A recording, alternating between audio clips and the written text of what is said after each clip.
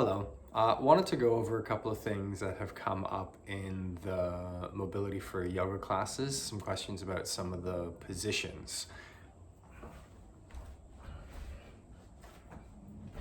In the 90-90 position, for those that were in class this morning, we use this one. And this is quite a popular position because we can do a lot of things from it. But it's also challenging at times because your externally and your internally rotated hip are sort of at their maximum rotations.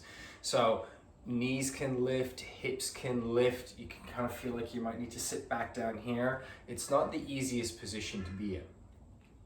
To set it up, especially if we're working rotation, then the setup is quite important. So the front part of your hip here, your ASIS, having that in line with the middle of your knee. So you've got a straight line coming out, 90 degrees at your knee, so that's coming out. Now your back leg may come 90 degree thigh to thigh, and you might get 90 degree from thigh to shin.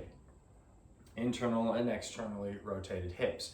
Now, even here, there's a whole space where I can reach underneath here. So my left hip is actually off the floor. My right hip and my right knee are down. And there was a question in class today about, well, should I take my bum to the floor and lift my knee, or like what should I do? So first of all, you should be feeling a stretch yet comfortable. So if we're working rotation through the front leg, that's where our work is, that's where our intent is. I want points of contact from your hip, along your thigh, and down your shin. So if that means to get comfortable, your back knee comes forwards.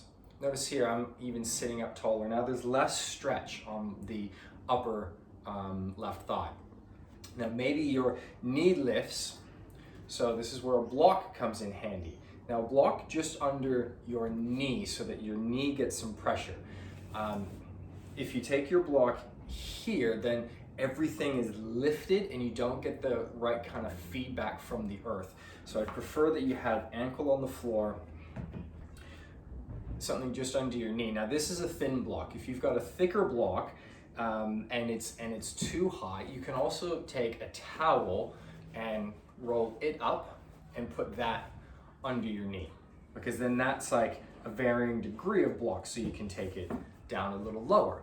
So that as you then start to rotate your femur and push your ankle into the floor, making that motion, you've got full support for your body.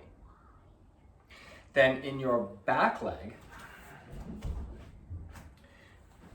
looking at the setup here, if we're working rotation in the back leg and back and front hips in this rotation is too much, then let your front foot come in.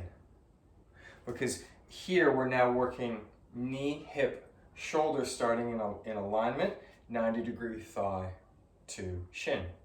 Now oftentimes the torso will turn, or you'll be sort of pressed here as you're working rotation, ankle kind of scooping down into the floor for your pails or your first action, and then working to lift to bring it up.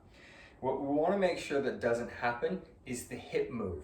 So if I'm pressing down here in a contraction down into the floor, and then I roll my hip forwards to start to get some lift, then that's hip getting involved, not just rotation of the thigh. So we actually want to stay in a position, and oftentimes taking front hand in front of the thigh, so you can feel yourself trying to push, and you can hold there as you then work your rotation in the opposite direction. See, I can't lift my ankle at the back now because I'm at the maximum stretch in my hip. So this is exactly where I want to be working strength into the end range of this position. I hope that helps. Please let me know any other questions you have on this or any other positions, and I will happily work through little instructions for you, since we're not able to see each other face to face right now. Thank you so much for practicing. Happy exploring your body.